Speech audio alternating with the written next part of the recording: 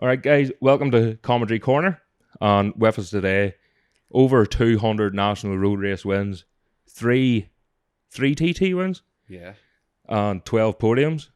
Unbelievable. haven't a clue.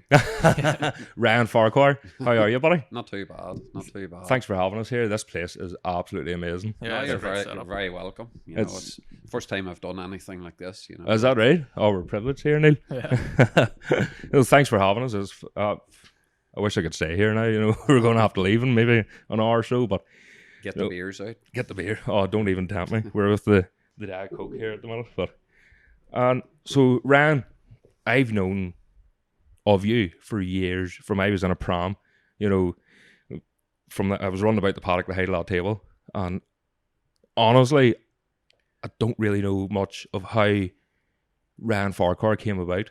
Like, how did it all start for you? Because you came from sort of a racing family, but where did it all begin? It's really all down to my grandfather, Alan Ferguson, and my uncle, Trevor Ferguson. Yeah. And as long as I can remember, the only thing I wanted to do was ride motorbikes. And my first ever short circuit was Dockadoo. That was before Trevor started. I reckon probably was about 1980. Right. And I remember my first Northwest 200 was the year John Newbold was killed. I'm not actually sure of the year. Could have been 81 possibly. Yeah. But my granda and granny took me to the race, and we were watching between station and university. I remember that. But, I got bored, watching. And As you do. I spent most of the day waiting on the train coming, at a few pennies and 2p's. And I was putting the coins onto the railway line and waiting on the train going past. And, that's how I put my day in. But, as I got older, Trevor started racing. Uh-huh. I remember coming back from like Dockadoo, Nuts Corner, Kirkeston, and jumping onto my granddad bought me a Honda 70, a step through. It was a yellow one. Mm-hmm. And I couldn't wait to get home. And, I was going round the house, thinking to myself, if I was out in Trevor's bike, I'd have no problem beating him. I could go quicker than him. Yes. And right from then, right up until I was 17, that's all I wanted to do was go racing. And whenever I turned 17, my granda, he owned the TZ350 that Trevor had been riding. Mm-hmm. Trevor, he bought Owen McNally's 1992 championship winning TZ350. Steel frame? No, it was the Ollie, the beam frame. The beam one. spawned one, was it? Yeah.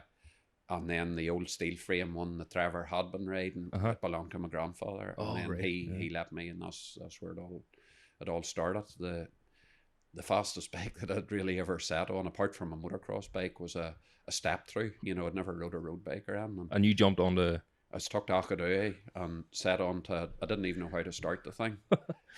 Join the club. My dad has to come to the race and start the 350 for it. Well, Trevor, he had, for the first year, pretty much every race, he had the hang of it. Fired up. I tried a few times and ended up flooding the bloody thing.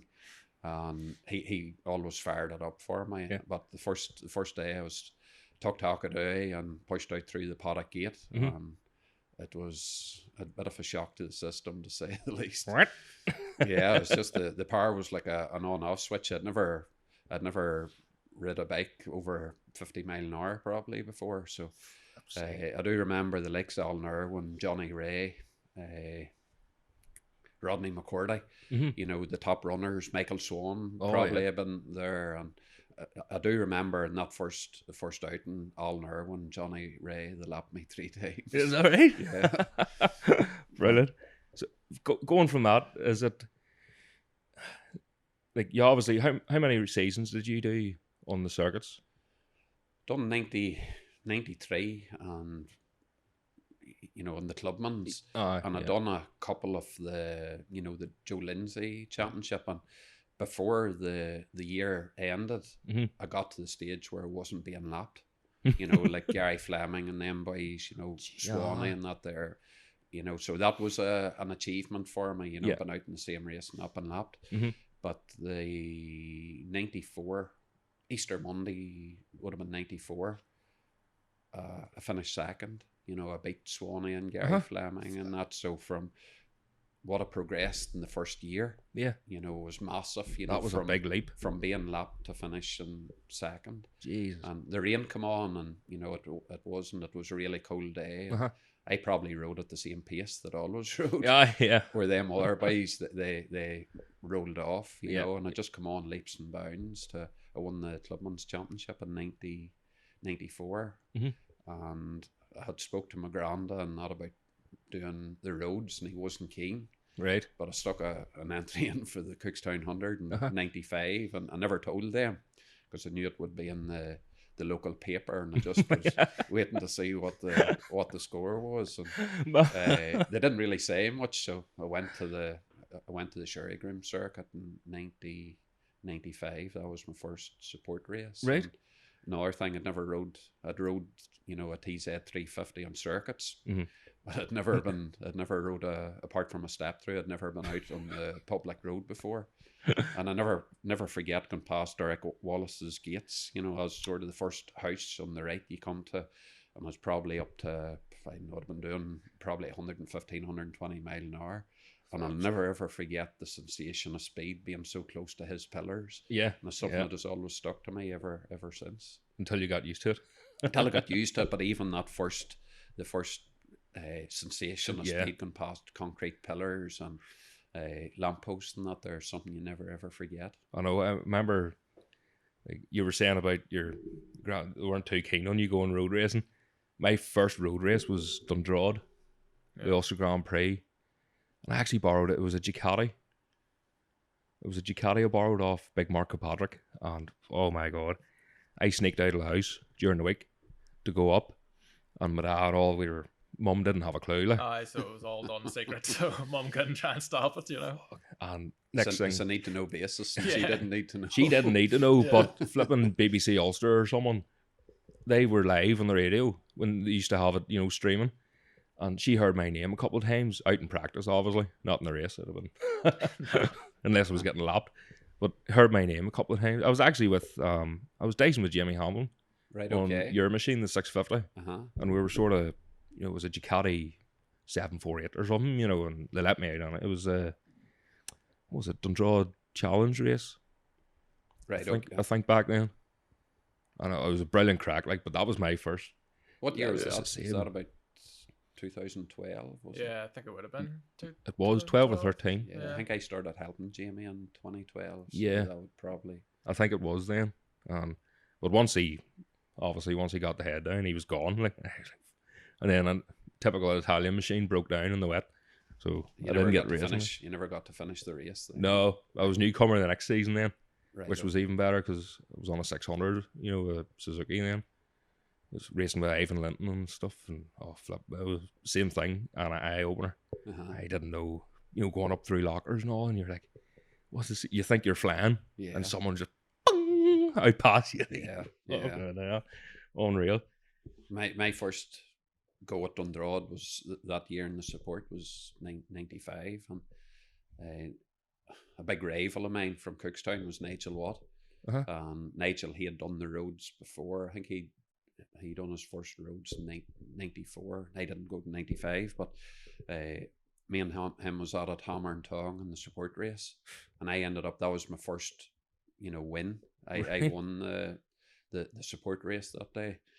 But as soon as we come in, the clerk of course called the both of us to give us a bollocking because of the way we're riding. You know, we're cutting each other up really badly. Short circuit style. It was, but my granda, he was watching up in the top of the van. I pulled the bike in, stuck her in the stand. And, my granda says, you go down, the clerk course calling you down there. I knew what was coming, but I didn't tell him, you know, what the crack was. But while we were in the office getting a bollocking off the clerk course, I could hear all these radio messages coming through from different flag marshals, and they were saying, you need to talk to Farquhar and Watt, you know, it's a disgrace the way no way they were riding. Flip's sick. But touts. But when I went back to the van, McGrand says, "What were they looking?" And I says, "Oh, they're just congratulating me on winning the race."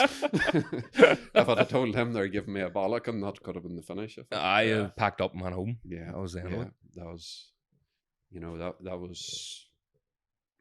I think I won the support, and I think I was second in the Joe Lindsay that day. So, yes, I. always got on really well. Like at my first go at Dundrod, I just took to it. Yeah, for some circuit, isn't fantastic. it? Unbelievable.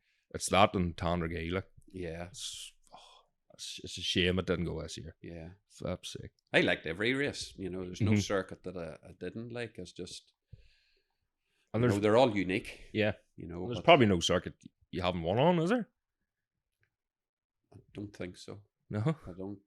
You don't get over 200 wins for nothing. Like. That's it. You know. Do you have a favorite circuit?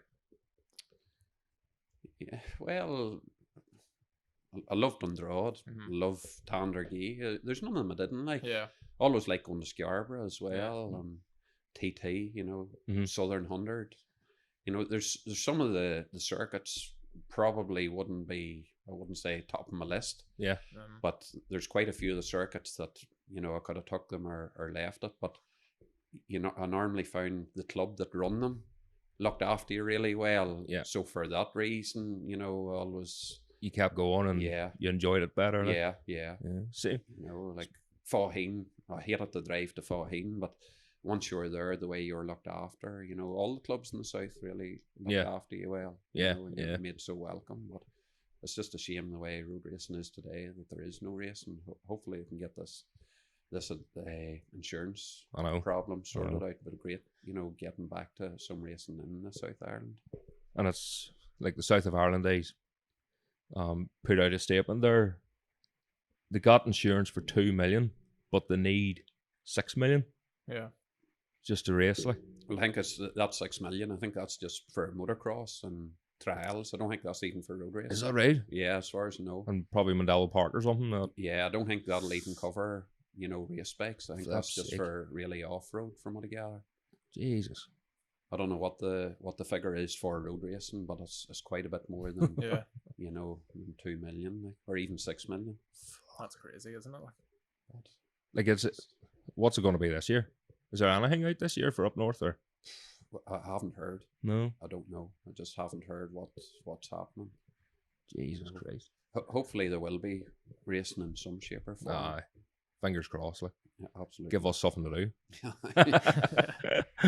So need to fight with. Oh, don't start that. We'll go on to that a wee bit later. Oh, looking forward to that. Nothing controversial. No, not at all. No. So not gradually, you sort of came up the ranks pretty quick then. And going to the TT, what was your first experience of the Isle of Man course? I can remember. I was meant to go in 98, on on Stephen Ewing's 250 Honda. Yeah. But I fell off at the Mid-Antrim and fractured my leg, in 98. So that put a spanner in the works for the Manx 98. Yeah. Bob Jackson, he got badly hurt at the same meeting. Mm-hmm. So Winston McAdoo offered me the ride to replace Bob in McAdoo Racing for 99. And then it was my first year in 4-strokes as well. I'd never rode a 4-stroke. So it was a massive learning curve, trying to ride, 2-strokes and a 4-stroke. Yeah. At 3 4-strokes. I got to the Manx Grand Prix as a newcomer then in 99. Right. So my first experience of the TT circuit was sitting, at dark. There's early morning practice at that stage. So sitting at Glencutchery Road, freezing cold. It was pitch dark, and there's quite a bit of dew on the road. Oh. It's a weird feeling once you just see the sun starting to rise, and then they give you the nod. It's time to go. So you're heading down Bray Hill, absolutely crapping yourself, not knowing where you're going. Just everything's, it's a massive shock to the system. And that's you as a newcomer? That was me as a newcomer, in 1999. No PlayStation doing laps or? tried doing laps, but I got bored sitting in a car. Yeah. And once I got bored, I couldn't take it in. You know, the only way I could learn it was on the bike. Aye. And I very quickly realised that if you saw a marker board coming up, there was something, you know, and I got into the middle of the road and back a couple of gears. Yeah. Just set up, you know. Aye. If you weren't sure about it. Yeah, and that's the way I just gradually came leaps and bounds. Aye. I got to know, it was one thing learning the corners, but the hardest thing was learning how fast you can go around the corners. Yeah. It's like any road circuit. Yeah. You know, you could know every corner like the back of your, you know, a road that you're on every day, you know, like the back of your hand. Yeah. But if somebody closed the road and set you on the race bike, you don't know how hard you can go around the corners. Yeah. And that's the hard bit, you know, so. And you're like, this is 200 miles. You think you're coming up to a corner and one lap and you think, I could have went harder there. Yeah. And then you go harder. I can go a wee bit harder. Yeah. Next thing you're on the grass verge. And That's you anyway. Yeah. Or you can mix places up. You know, you come up to a section and you think, you know, as flat out through here in fourth gear, the last time I had plenty of road left. Yeah. And you nick fifth, and the next thing you should be back here in the wrong part of the circuit. You know, you should be in third gear. Yeah. And that catches so many people out, doesn't it? Like? My first year at the Manx, there was quite a bit of mist on the mountain. I think it was for the junior. I done the newcomers, the junior and the senior. In the junior race, I remember coming down to Windy Corner, but I didn't realise it was Windy Corner. I thought the road was going left, and the road went right, and I'm straight on into the gravel. I didn't fall off, but it just brought it home to me how easy, you know, you just have to treat it with so much respect and not take it for granted. You know, you're going in the, you know, in the fog or mist, you know, you can get caught out so easily. And of course, they don't even race over there now in the rain. No. Never mind the dark and the mist and everything is just. With the speed of the bikes now, like, you can't really blame them. Sure, you can't. Or would you rather have early morning practice again? I didn't mind the early morning practice. You know, it was quite. You know, once you practiced in the morning, you know, because you're up so early, getting bikes through scrutiny and getting things ready. Always found it very hard to, you know, after having that adrenaline rush, always struggled to get to sleep.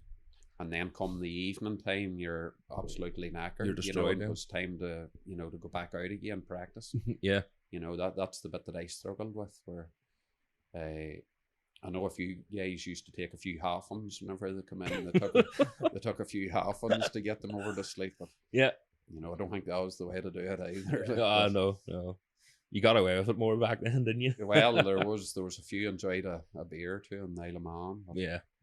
You know, I always waited until the race was over. And, you know, enjoy the drink then. You behave yourself. Yeah. So how did the first year go for you? With the McAdoo machine? With the Manx Grand Prix, or in general? With the Manx, first year the first year that I rode for Winston, it was a big struggle. I had a 125, had a 250, had a... That's right, you had the 125 as well. Yeah. Shit. I had a Regal Spec 600, I had a Tune 600, and I had a 750. You know, you know, just there's not very many people with experience can ride that amount of bikes. Never mind. I'd never rode 4-strokes before, so I was getting off a 125, 250, and 750, and it ended up I was riding none of them. Sorry, none of them right, you know, and you know, I was still pretty much a newcomer to road racing. Like, even at that stage, I hadn't done, you know, I've had success in the 250 at the likes of Dundrod, and I was knocking on the door, but I'd really only done a year in support and then a year in the 250. And the scale of things, it wasn't. Is that all you done, right enough? Pretty much, yeah. Jeez. Because I got to know Mick Lofthouse at I done the 96 Northwest 200 on a 250 Yamaha. The bike wasn't competitive, but I got to know Mick Lofthouse, and he was killed at the TT. Right. And I thought, you know, maybe the roads isn't, you know, I saw how simple it can happen. Yeah. I tried having to go with the circuits. You know, I'd done a couple of You know, I done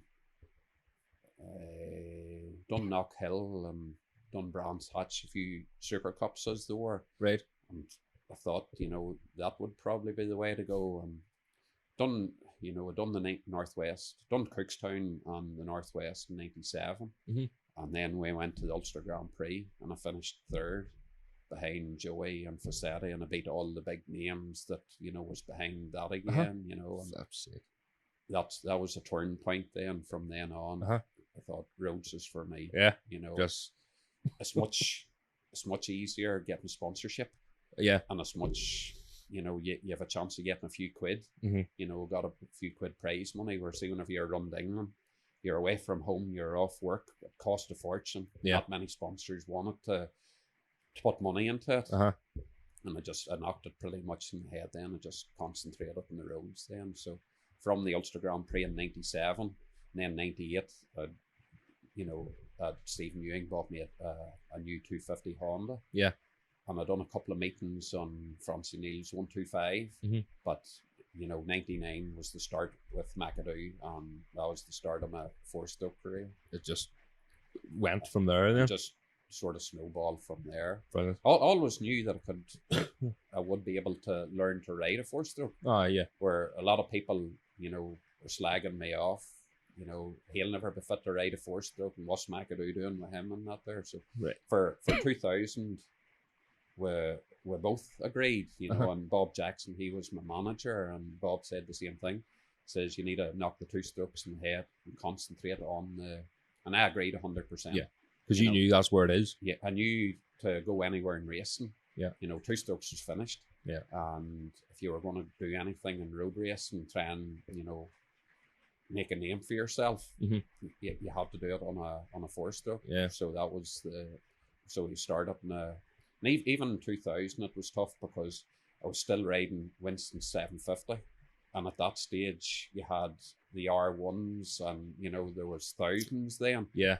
Where they first come out, you know, they changed the rules in '99, and you know the thousands had so much more drive. The 750 was his quick top end. Yeah. It was a Tony Scott tuned Kawasaki, and it was as fast as any of the thousands top end. Yeah. But it didn't have the drive off the turns that the thousands had. You had to ride it more like a 600 or something. Yeah, it was hard work. And yeah. It was quite heavy and that there too. So, and Winston knew I was struggling with the 750. And that's whenever he bought Philip McCallum's Motorcycle City R1. Oh, yes. Yeah. He bought me that there for the 2001 season. Right. You know, I took like that there to Dr. Water. Yeah. You know, it was amazing getting onto that there. I could see the difference from what it was like riding a 750 to that R1, you know, to some bit of kit. And that made everything so much easier for you. Yeah. That was the year I was meant to do the TT that year. I'd won the Senior Manx Grand Prix in 2000. Yeah. And the plan was to do the TT in 2001. But the foot and mouth spoiled that, you know, but we went to, there was a short circuit at Derby. Yeah. And I went over, that was pretty much my first time riding the R1 was at Derby. Dodging potholes and... Yeah, it was totally different then than it was now. Right. I can't remember that much about it, to be honest, but I remember there was quite a bit of the circuit going through cones. Like St. Angelo sort of thing, sort of set up. Exactly. Absolutely. Myself and Seamus Green, you know, he came over in the van with me. Yeah. And I won a few races. And from memory, I think I broke the lap record. But there's a couple of the boys that were over with me. My brother Dale was one of them, and a couple of boys, and we went out partying. I think it was on a Sunday night, and I didn't get back. And then boys went on home, left me, and they let off. No way. They were away home. So was this after the night of partying? Yeah. Oh, yeah. Right. So you weren't too bothered then at the time? Well, it was getting home. I wasn't that bothered really, but Van Morrison, he was playing in the Villa that night. Oh, right. So I got to see him that night, but you know, we ended up pissed up again, you know, getting off the boat, you know, but it's all good memories. Brilliant. Was that your first time at Derby? It would have been, yeah. You broke the lap record? Yeah, from memory, yeah, I broke the lap. And you were a newcomer to the Isle of Man in '99. Yeah. And you won the senior in 2000. I won the newcomers in '99. Yeah. And then I was leading the junior in 2000. Yeah. And with a massive oil leak, I nearly crashed, going out near KMR. Oh, yeah. So I had to pull in. And then I won the senior. Jesus Christ. So I won the senior, and then 2001, then I was meant to be my first TT. Yeah. But my first TT was in 2002. And that was with McAdoo still? Yeah. And they all had, it was obviously, you had the Superbike. With the R1. And then the production. With the R1 with a production ZX9. Yeah. So I had for 2002, and I think we had a 400. Nearly, we did with a wee Kawasaki. Oh, lovely wee thing there. 400 as well. Yeah. And I think there's possibly a production 600 then on a super sport bike. Right. Yeah. That's when they still had like the number plate brackets on the back of them and all, didn't standard exhaust pipe, and you had to run your number plate on the back. Yeah. It's weird how they did, or why they did that, if you think about it now compared to what it is like. I think it was just to try and make it look more like a proper showroom spec bike. You're allowed to change fork internals and shock. Right. But from memory, you had to even run the standard pitch chain. Right.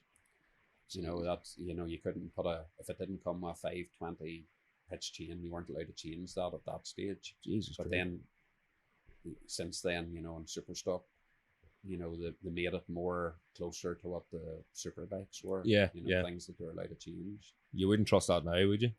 What's that? The chains. No, even then with problems with them stretching. Sorry. There's very few chains and then big heavy ones that that were able to cope with the stresses. Yeah.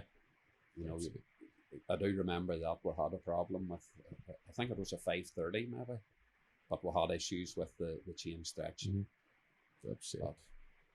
But all good fun. Yeah. All good fun. Swapping and chains and everything. And so going to the TT, when did you get your first TT win? 2003, I set a lap record in the super sports bike. At the TT? Yeah. Now it was 100 and, I think it was 122 mile an hour then. And that was, I do remember the super sport bike that had 117 brake horsepower. Right. And then I had my first TT win in 2004. Flip's sake. With a broken wrist. Was that your scaphoid? My scaphoid. Scaphoid? Yeah. Broke my scaphoid in March 2004 on a quad bike training for the season. I never even fell off it. With a field set up just outside, a track set up outside Ballygolly, and there was two fields, and there was a gateway from one field into the other. Yeah. And there was a drain at each side of the, to divide the two fields up. But there was a sharp left-hand turn, going into this gateway.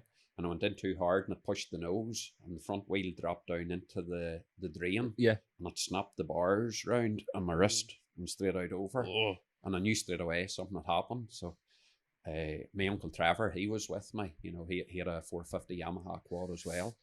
And he had room in his van to put the quad. He had a trailer in the back. So I said, look, you sort that out. I'm going to head to the hospital here. So I went to South Tyrone and x-rayed it. Yeah. They told me that it was, it was broke. Yeah. So I missed Cookstown and Tandergee in 94, to give the wrist a chance to heal. Yeah, yeah. See, I thought you did it at Cookstown. No. It was on a quad bike. It was on a quad. I went to a different specialist and that there and got loads of, it was in the chamber and got laser treatment, done everything I could.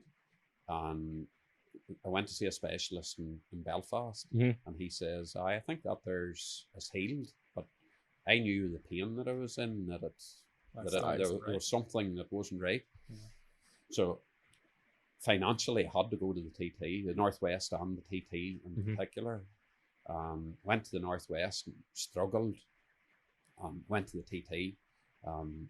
it all come good on the production 600 race. And Mhm. really, conditions were a little bit damp here and there, where, I just hung it out, and I was able to had a really good race with Bruce Anstey and John McGuinness.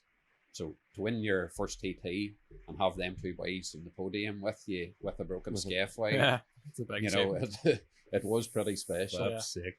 But there's a fella, Joe Barr, that I was using Joe. He was like a trainer. He done me out a program and that for training and stuff.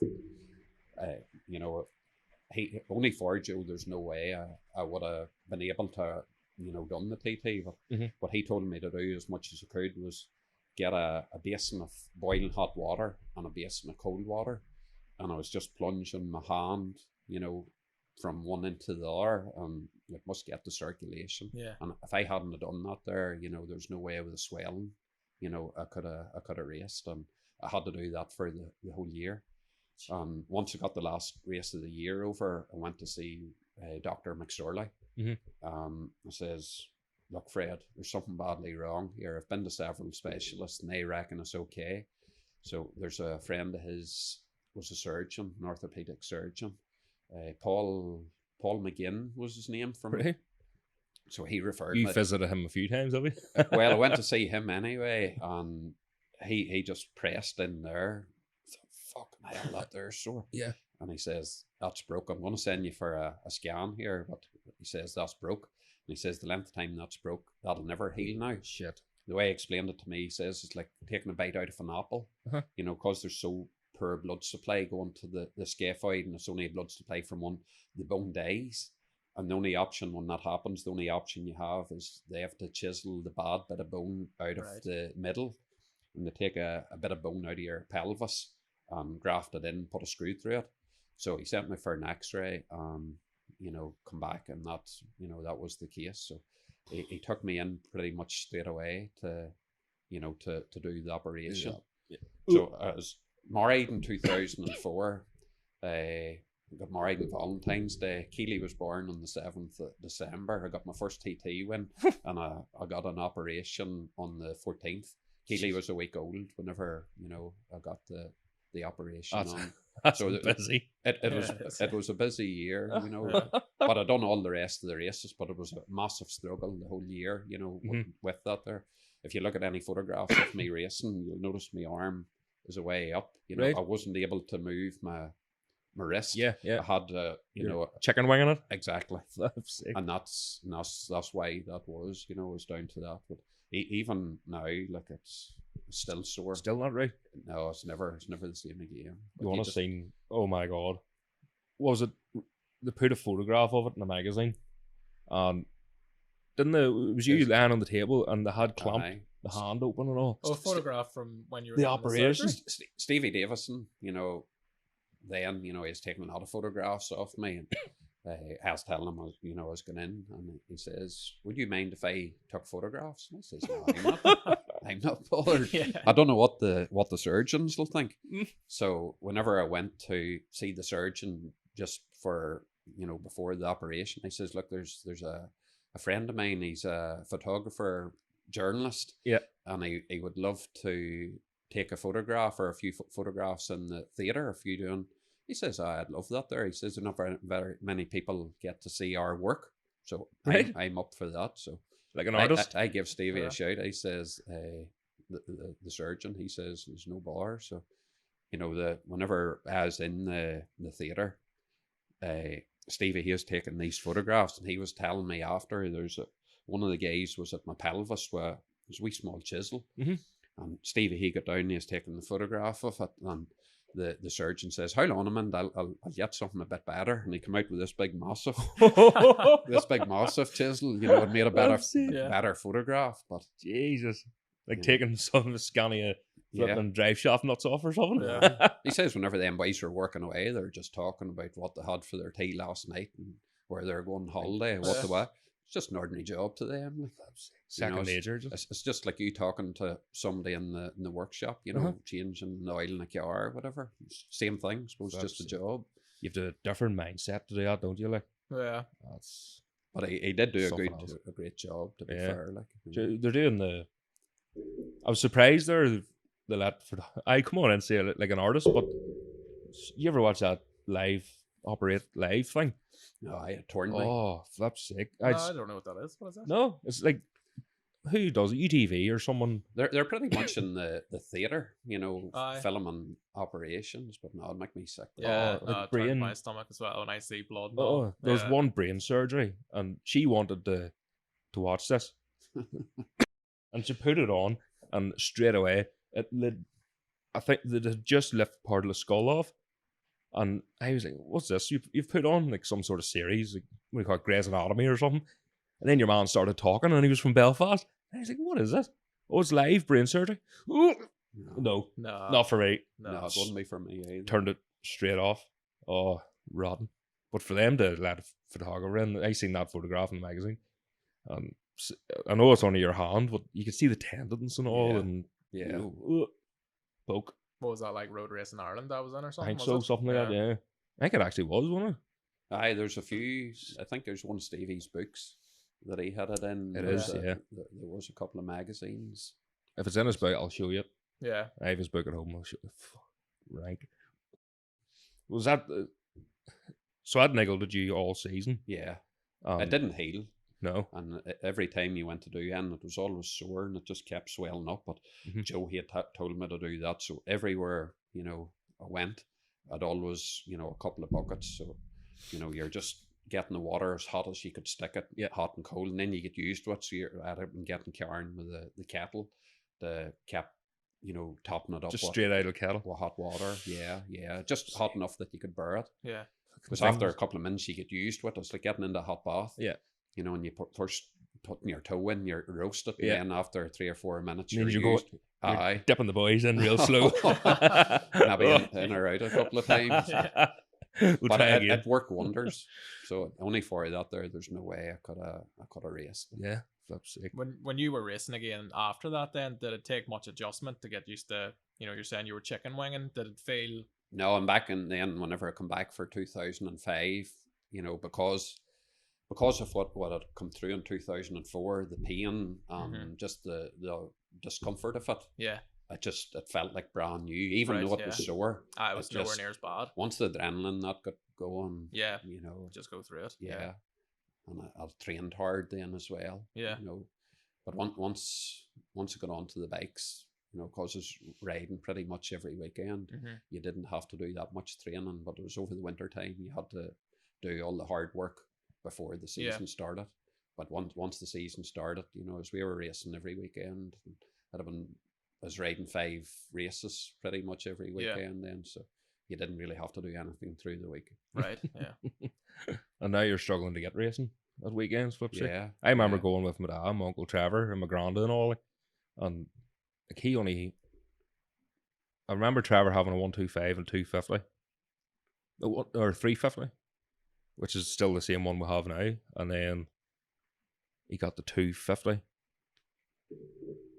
But really, you're only racing 2 bikes. Sometimes he'd have took a 350 out, you know, but it was only 2 bikes, and he felt like he was only in, and he was going back out again because Yeah. you're racing the open class and all as well. Uh-huh. But I remember you, that lovely wee 250.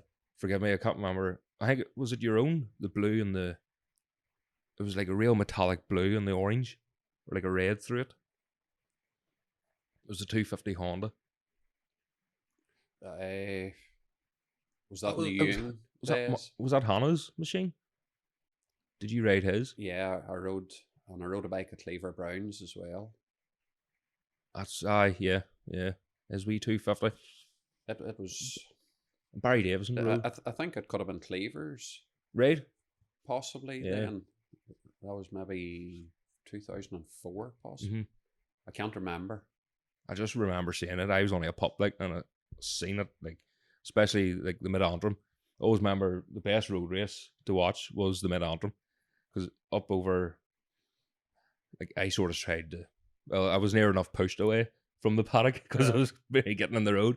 But I remember me and my dad went down to just past the start and finish as you were going through the track.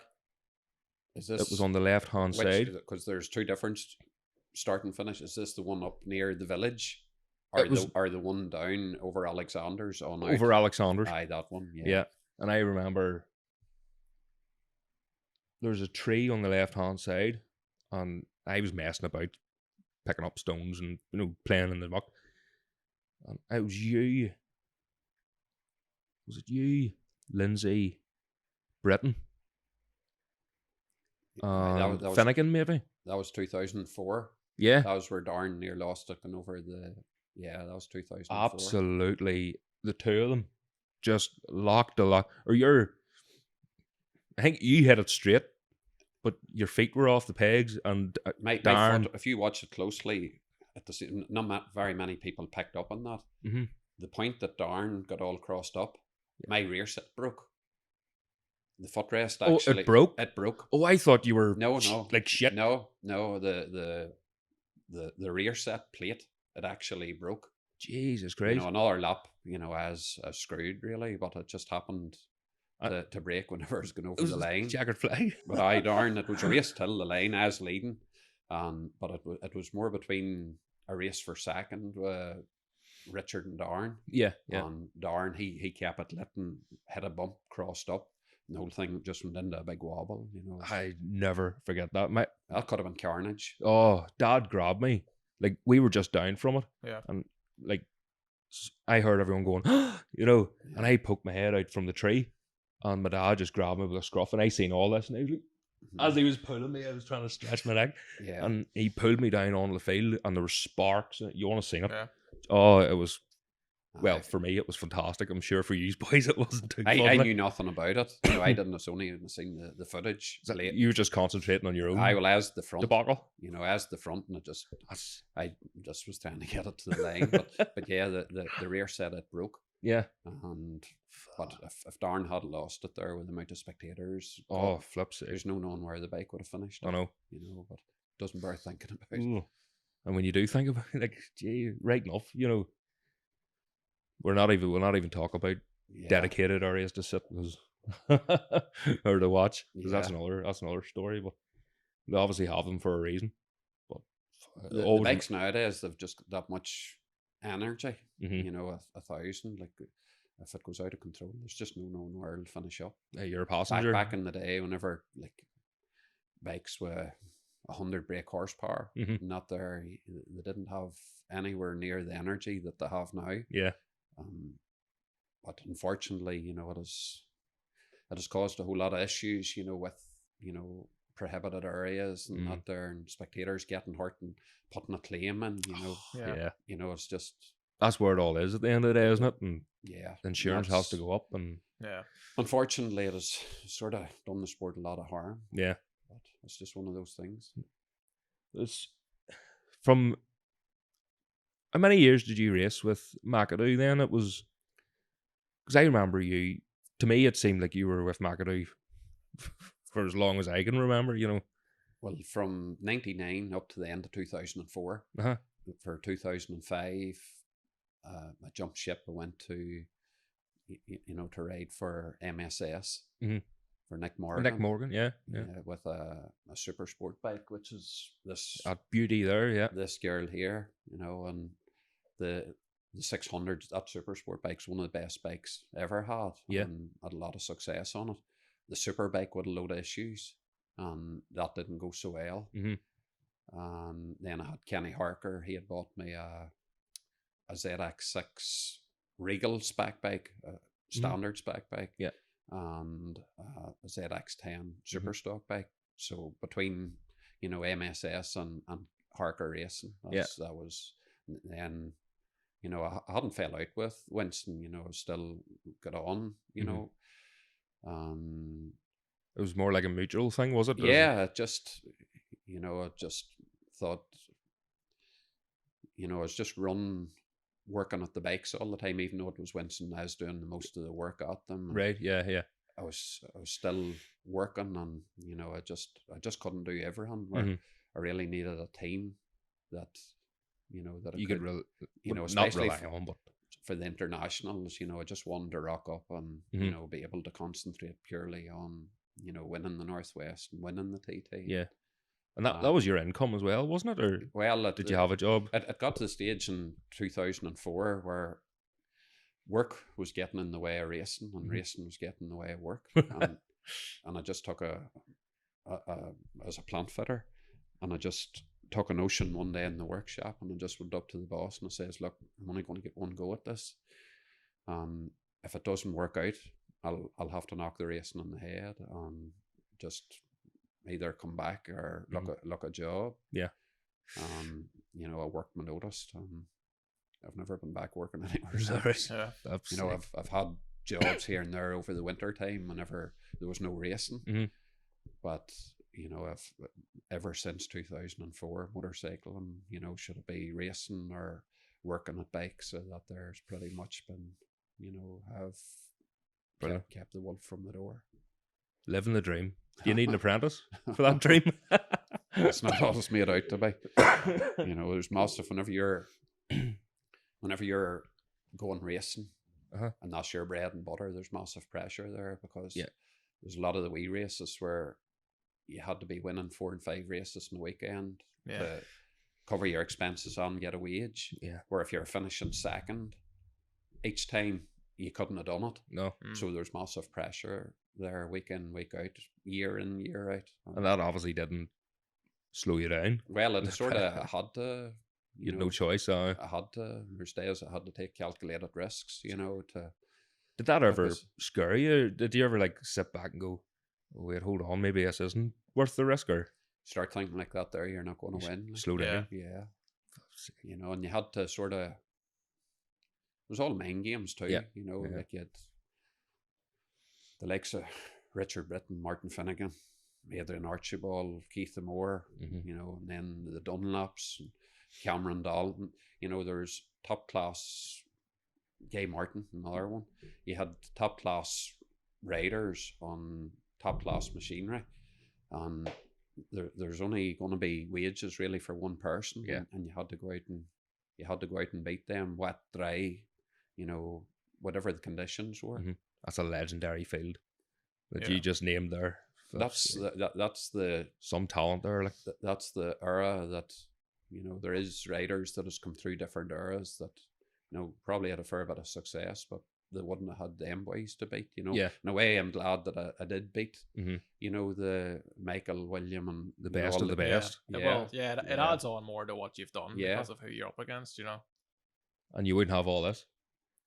Aye, that's, you know, that's, the trophies didn't really come into it. You know, I'm proud of them, looking at them now.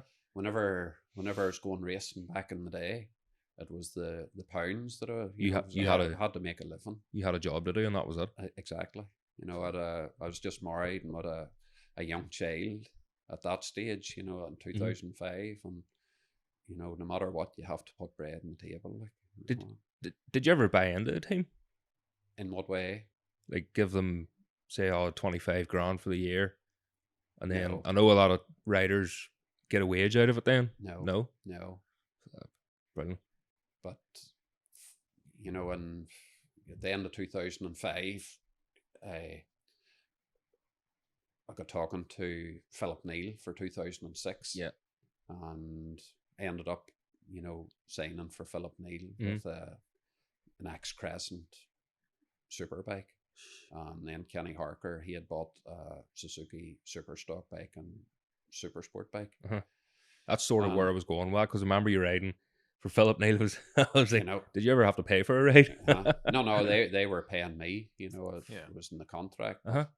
I got caught up in got tangled with another rider that he done something he shouldn't have done. The end of the first 250 lap of practice at Cookstown, and ended up getting badly hurt through no fault of my own, and that ruined the whole year for me. I broke 3 vertebrae in my neck and smashed my upper humerus and ribs and things. Was that as far back as then? Yeah, 96. Or sorry, 2006. 2006, yeah. First lap of practice of the new season, and that was my season. Yeah. My season pretty much finished. And I got back out. They let me do a couple of like demonstration laps at Kales just to see how I felt, and I felt okay. Yeah.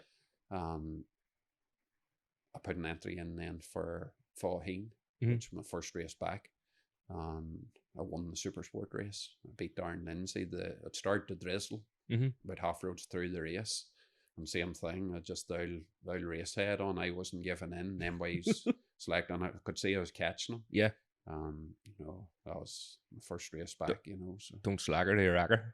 Aye. So I just, you know, even then, like my arm wasn't, shoulder didn't work, I had no strength. But, you know, for 2007, then I ended up doing a deal with Mark Johns on a Honda Fireblade. It's the worst bike I ever had. I was going to say, complete bulling. Is that right? Bulling of shit, yeah. You know, it just, and everybody after that rode the bike, I was let down. There's a whole lot of things that I was promised, you know, and it didn't work out. And, you know, there's a big issue at the TT, and, you know, come back, and I was pretty much about to pull the plug on it all then. Right. Out of the blue one day, my phone rang. It was Winston McAdoo.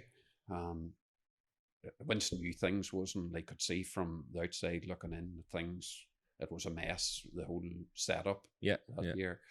And he says, look, if you fancy coming back out for the Mid-Antrim, I've got the ZX10 here that Hutchie rode the year before. Yeah. Or was it it was the year before, 2006. So I says, look, thanks for the offer, Winston, but, you know, there's a few people I need to speak to, but I'll talk to them and see what the story is. So spoke to them anyway. I didn't get very far.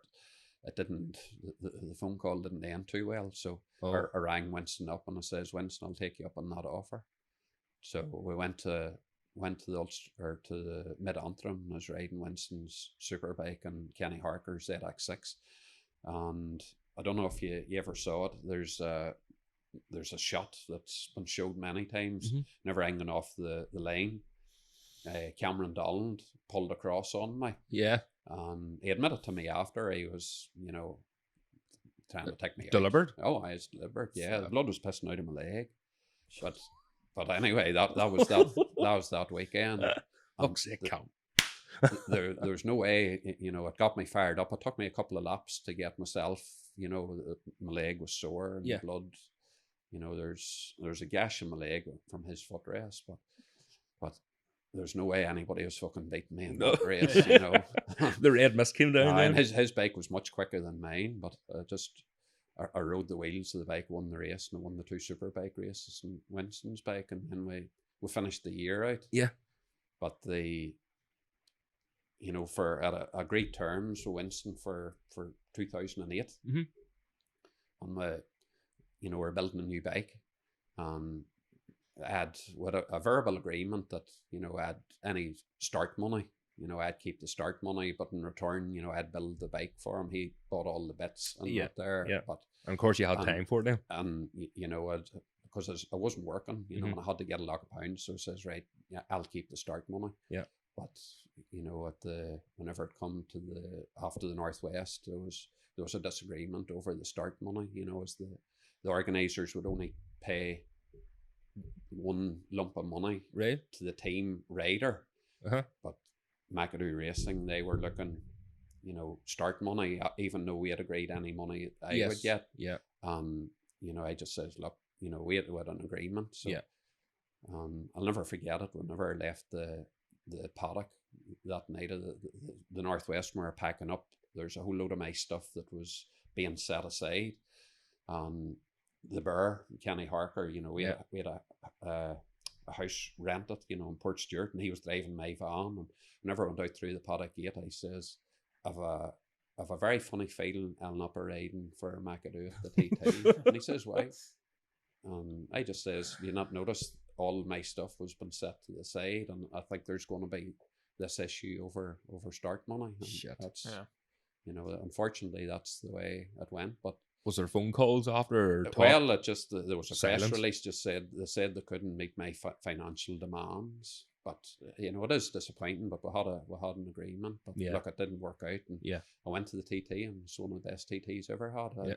His super stock bike 600, and from memory, fourth or maybe fourth or fifth was my worst result. All the rest was in the podium in every race. All right. Yeah. Sick. Just went no pressure. Yeah. You know, and just went out to enjoy myself. A couple of beers every night and just chilled out. Just chill. It just worked for us. Brilliant.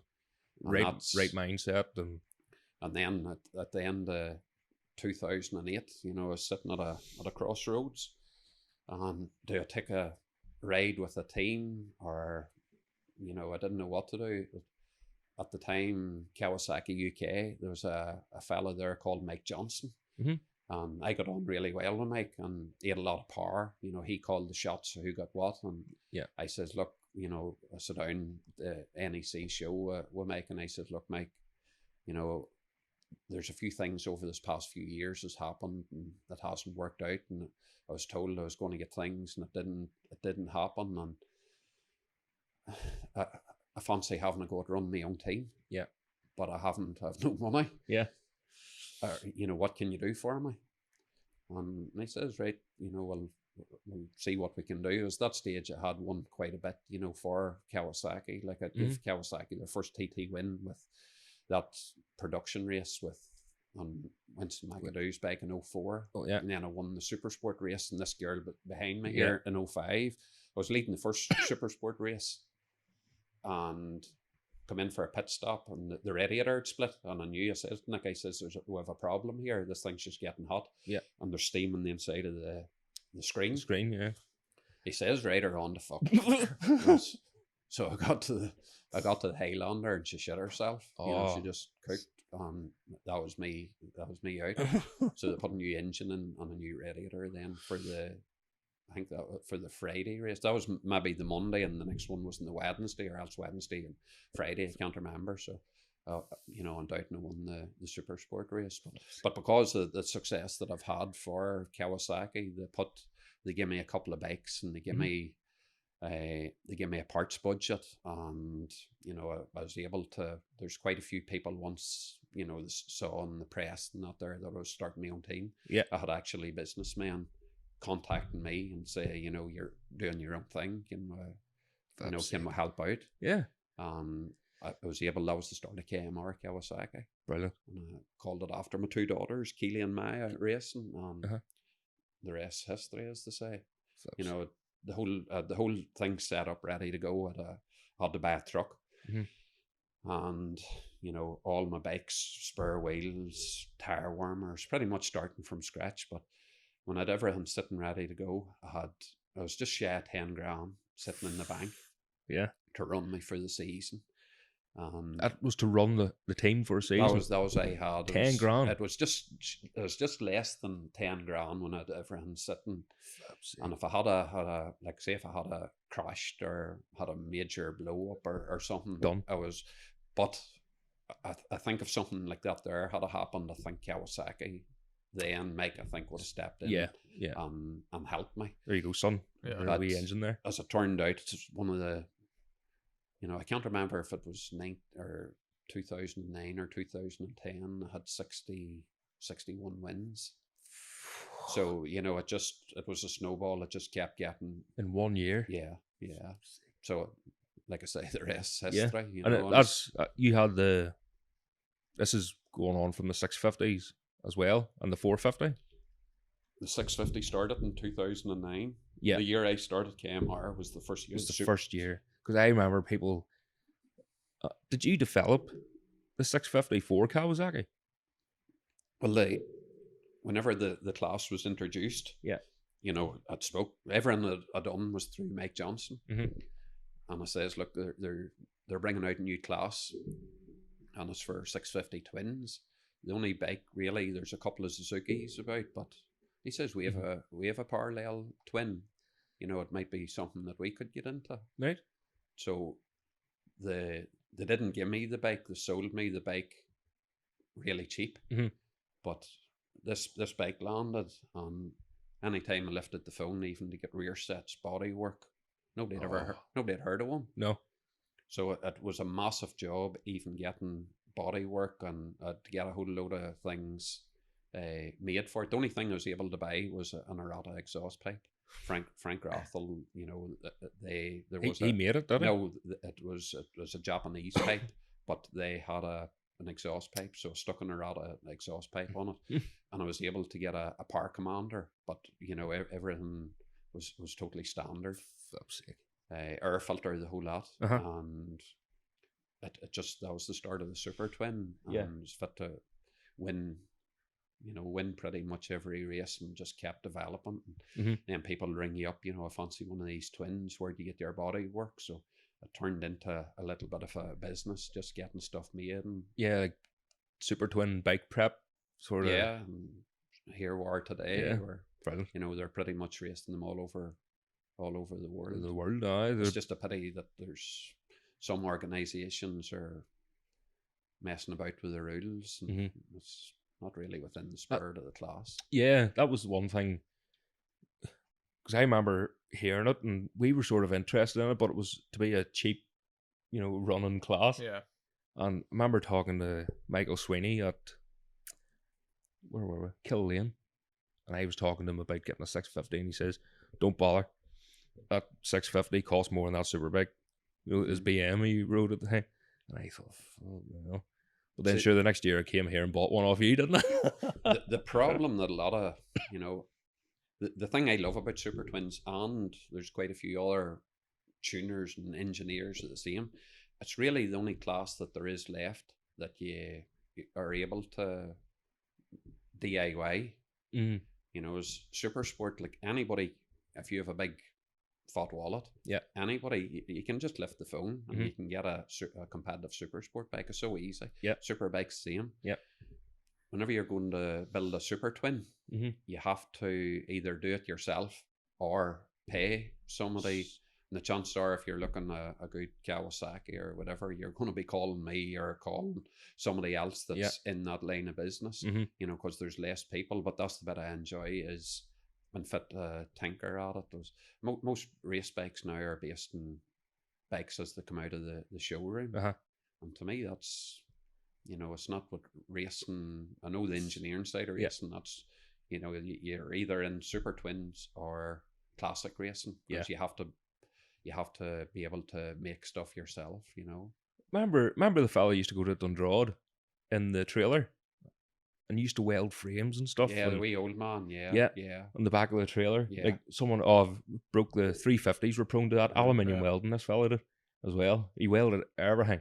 And you brought the bike up. Anybody with a 350 was never away from it. I know.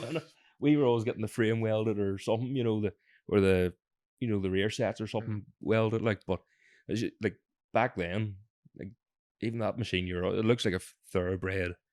That's the 750 Suzuki, isn't it? That there's a 1000, a GS 1000. Oh yes, that's at Lucky Heights, Phillip Island. Yeah, but like even through all the two-stroke days, a lot of boys, you know, they went and they bought a two-stroke bike and just put petrol and oil in it, and it's pretty much ready to go. You know, there's some boys would have tinkered maybe at clean ports and that there, but to me, Super Twins is the class for, because, you know, especially if you're running a Kawasaki, you know, as they come out of the showroom as a commuting bike, there's so much work that has to go into it, and that's the bit I enjoy. And I just like developing and keep developing, you know, to where we're at now, basically. And even looking at them, like the bikes, they don't look like anything that comes out of the showroom. Like. No. And you ever see Roy Hanna's 650? He had wee Mark rode it. Yeah. And he had like some sort of tube intake and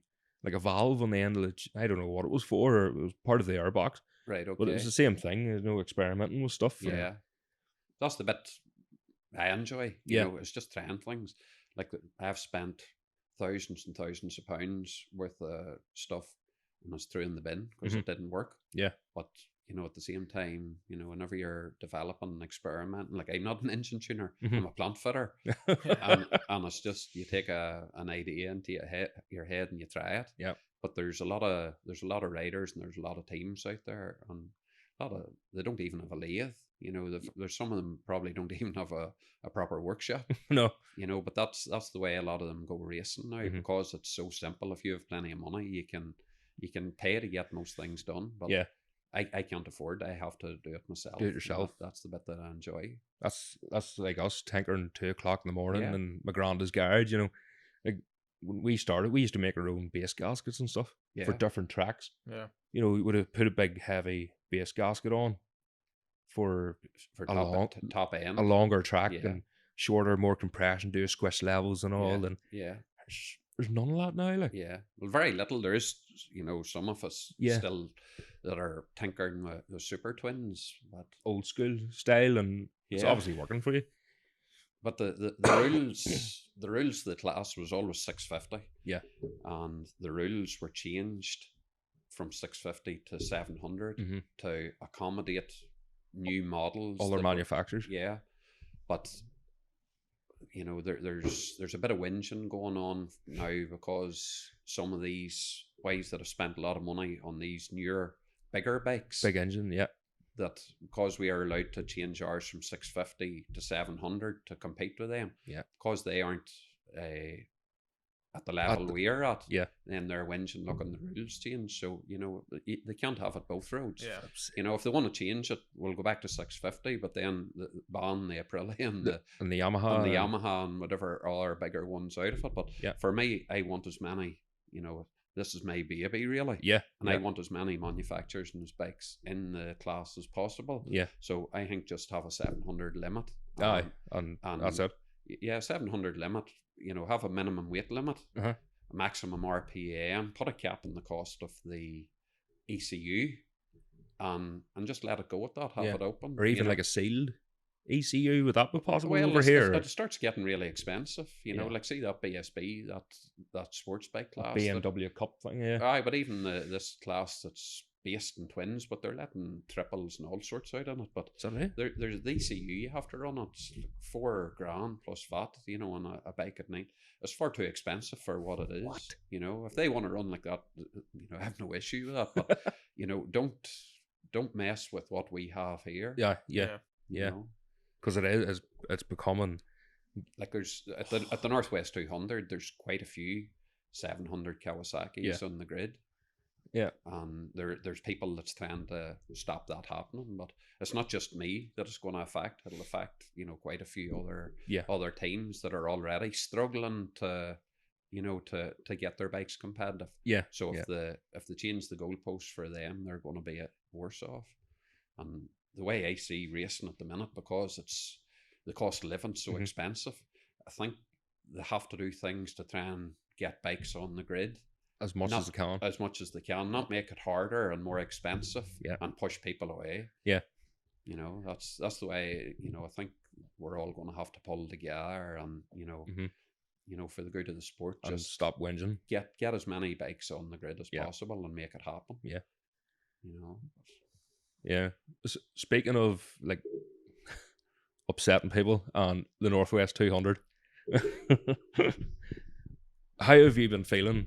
Obviously, my God, 2 years ago, 2022, and you ecstatic, over the moon, winning. As Richard Cooper was riding your machine, and then for someone to come and take that off you completely, not even. It wasn't my machine as such. Jason McGaw bought the bike off me. Yeah. But I had built a new engine, and I wanted. It was really built for Jeremy, but things didn't work out. With Jeremy, he had a sponsor, and it was getting very complicated, where he wanted to put a big sticker on the side of Jason's bike, and Jason didn't want that. So one thing led to another. It wasn't a big Triumph sticker, was it? No, it wasn't. We'll not mention any names, but basically I ended up getting in touch with Richard, and I'd agreed a deal with Jason that I would use my new development engine and a few other parts on his bike. I would look after the bike, and Richard was going to ride it, and that's basically what happened. So I went to the Northwest. Richard, he won the race, and there's an engine tuner put a protest in. Right. And the organisers told me it was a rider. Uh-huh. It wasn't a rider, it was an engine tuner. So obviously he is jealous because his engines weren't performing the way mine were. I didn't know that now. Yeah. Actually tuned his own engines. Sorry? He tuned his own engines then? No, this guy that put the protest in is a tuner for a tunes. Oh, for everyone then? For other... Or whoever? Yeah. Flap. And you're being very careful here, not dropping names. No, I'm not mentioning any names. Yeah, no. So, and from that point on, it has just been a mess. And the only thing I'll say about it, we were denied the right to appeal, and we had to get a legal team we put our appeal in the proper manner, as you do. Yeah. And we were denied the right to appeal, and we had to take the Motorcycle Union of Ireland Ulster Centre to court to get the appeal heard, and that was heard last week, and we won our appeal. So, why did they deny? Was there a time limit, or it was meant to be done within a month? Oh, within a month? They're meant to go, if you go by their rules, it's meant to be done within 30 days or 31 days. Yeah. And they denied it? They denied us the right to appeal. To appeal altogether? Yeah. And that's we had to take them to court to get the appeal. And we won our appeal. Richard has been reinstated, you know, prize money back. That's all I want to say about it. You know, that's it in a nutshell. Oh, yeah. You know, does it take it away? I'm hoping that, you know, there's going to be a line, because 20 years I've been having grief with the, you know, mainly the Ulster Centre. Yeah. I've very few issues with the Southern Centre, but it's mainly the Ulster Centre. I'm hoping now for the good of the sport, because I can walk away at any stage, you know. I love road racing, but there's only so much crap that you can put up with. And now that we've won our case, I just hope that, you know, it's going to be sorted now, and we can all move on and look to the future. Yeah. Because the sport is in a mess. I know. It's in a complete mess with insurance and red tape, and just a lot of people can't afford to do it. I remember talking to you before over Facebook, like, you were ready for just stuff at all. Yeah. And that was probably 5 or 6 years ago. Yeah. You know, look, at the minute, you know, even with winning our case, I'm sitting at a crossroads. I don't know. Sorry. You know what, if we'll do something. I'm planning to do something next year. But if the rules are changed, it's very unlikely. I think time just to call it a day. Yeah. You know, sorry, lost in the sport. You know, it's in their hands, really. And I hope for the good of the sport that doesn't happen, because it needs people like me. It needs everybody. We need as many bikes on the grid, you know, as many people with your knowledge to even bring it on. You know, but there's a lot of people trying to bring it down too, isn't there? Time will tell, but hopefully, you know, we'll be in a position where we'll be trying to put a package together to, you know, have a couple of bikes or a bike out next year. KMR? Back again? Well, like I say, if the ball's in their court. Yeah. You know, it'll just depend what to do with the rules.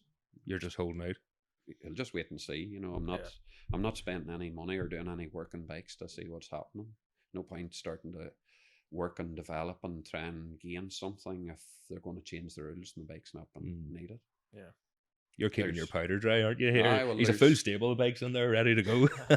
There's the bike that Richard rode at the Northwest and the Sunflower. If it doesn't turn a wheel again, where them helmets is sitting behind you, that's where she's going.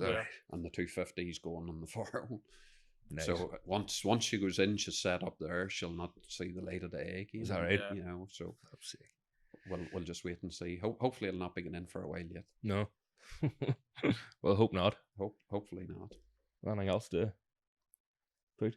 Have you anything else yourself to say around it?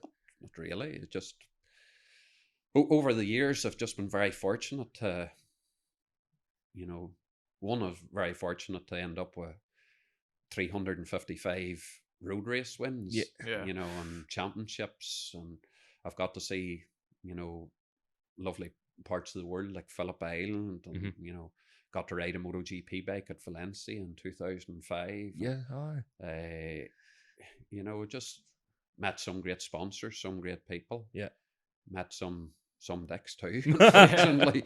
But oh, it's fuck, just, we've all done that.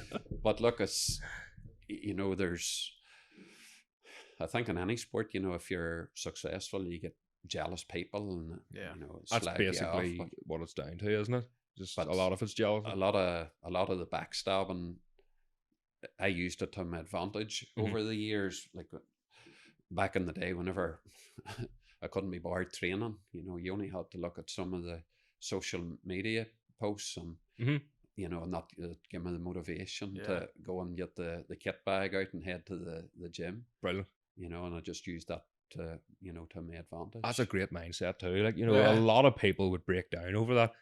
I know I would. I'd hide in a corner. I would bother a lot of people, Yeah. but using it as motivation is definitely that definitely got the fire lit in me. Yeah. And the more successful, not there. Whenever you're taking somebody's wages home, yeah, that's that's whenever it really hurts. Yeah. Flip's sake, brilliant. Well, listen, Ryan. But if there's any other questions, far away. But there's, I think.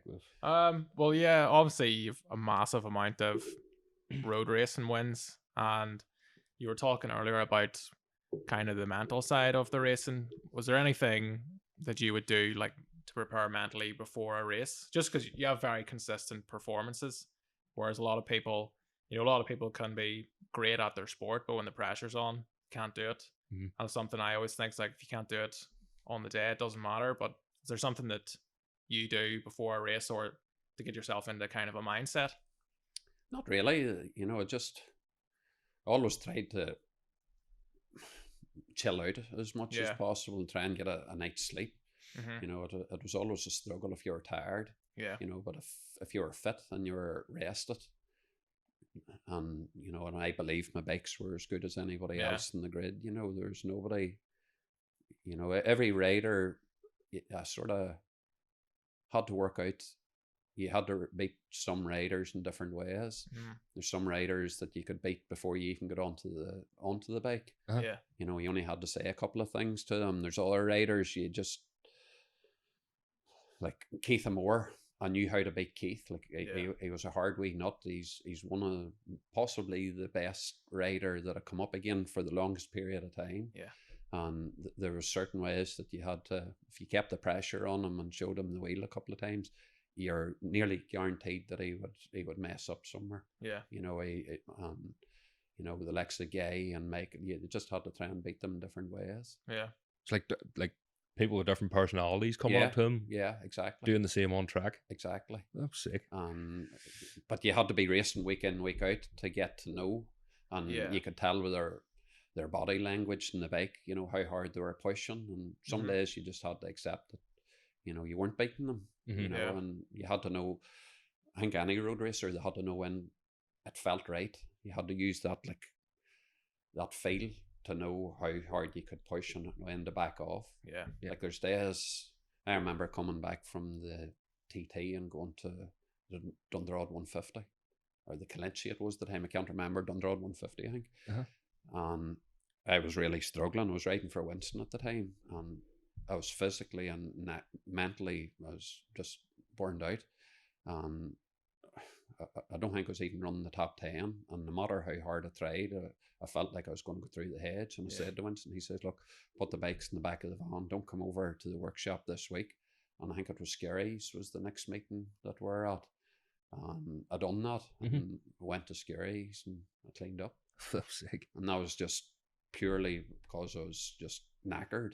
But I knew that there was something where if I hadn't had that feel that there was something wasn't right, I could have pushed and fell off and wrecked myself. And you just had to know when you could and when you couldn't do it. And there's a lot of riders possibly maybe don't know whenever they're on the limit. I don't know, but it's just something that I always had. I just had a feeling if it was safe or it wasn't safe to ride at that pace or even push harder.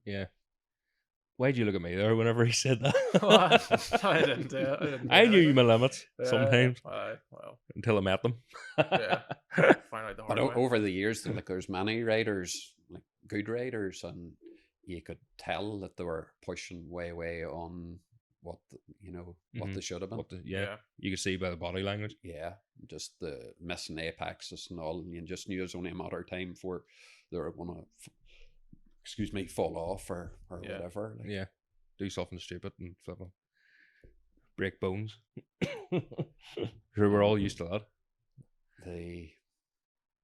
For I got a couple that got that bad wrecking in 2006, which wasn't my fault. And then I got badly hurt at the Northwest, took the front at Duvarn. I haven't before raced Black since. Hill there. Yeah, and I haven't raced since. I've been on the bike and I'm not fit. My eyesight's not anywhere near what it was, but that was scary. I do think that, even the way I am now, I wouldn't be fit to push as hard as what I used to, but I still think if I got on and got myself maybe into a bit of shape, I could still go all right. Yeah, you're at the Classic event. You've done that for the last couple of years, haven't you? Yeah. You look like you were having fun. You and McWilliams. Yeah. You weren't hanging about either. I was having a go, and I enjoyed getting back on the bike. But this year, I rode the ZX10, I rode the 250, and I rode my twin. Yeah. And the way the twins are now compared to what even when I rode it, it's unreal. It was by far the bike that I enjoyed the most. Like a 250, I always enjoyed riding a 250, but they're skittery wee cunt of a bike, really. So I'm too big on it. They're not fun to ride, compared to what the twin is. Especially on the road. They're very hard, aren't they? And they just short circuit. The twins, it's just like sitting on I never had a big fat woman, but I think it'd be like a big fat woman. Yeah. It's just built for comfort. Yeah. The bilge pumps, as they call them. Just drive. They're so much fun to ride. Yeah. Even the sound of them now compared to when we rode them, flip's sake, just I suppose that's their 700s, aren't they now? That you're building. Yeah. The drone out of it, sound class, sound class. But even the way they handle and all too, they're unreal. Some of them. But that's some of them. But that's 14 years of development.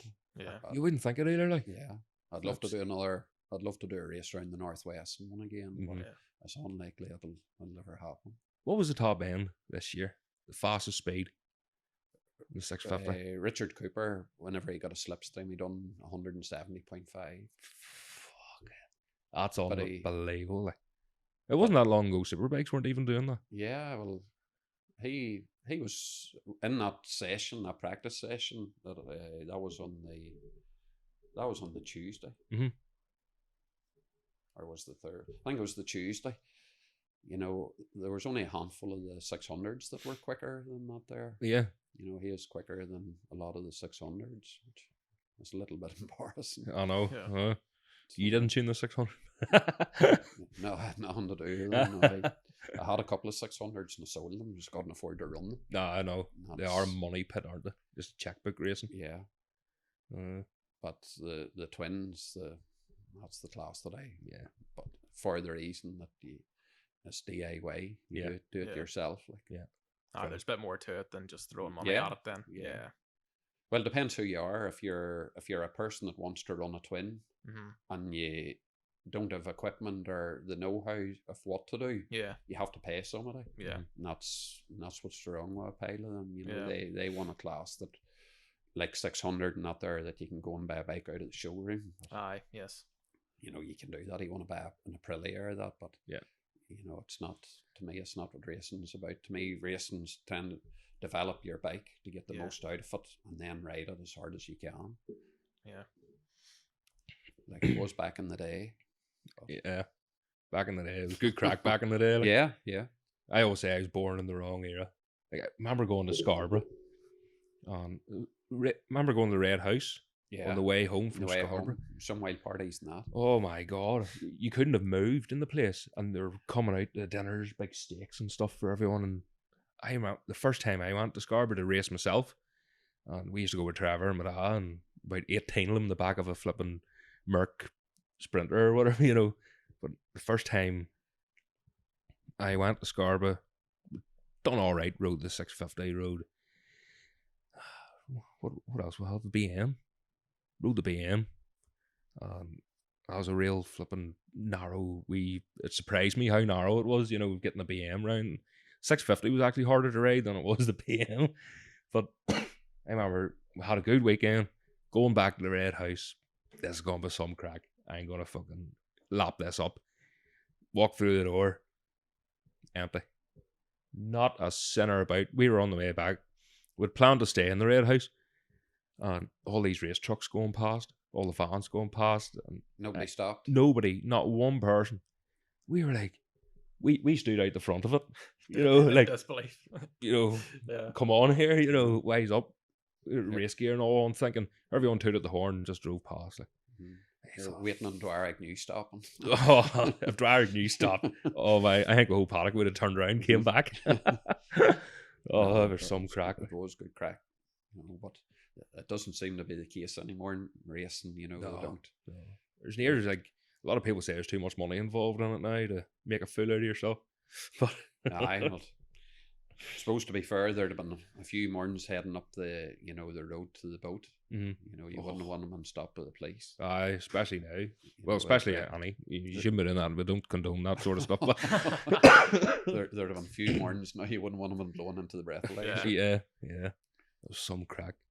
Is there any nights out that stand out to you? Like, fuck, maybe I shouldn't have done that, or there's some great nights at, in Scarborough and the Isle of Man. Just there's that many. Yeah. Over, it's just you can't pick one. And there's some of them really. You probably some of the things you couldn't really talk about. Is that? Can't repeat them. Aye, but that was ages ago. I don't know. There was one night we're in Scarborough and we're trying to get a bite to eat. I don't know. Trevor might have been there. There's a group of us, maybe 10, went into this.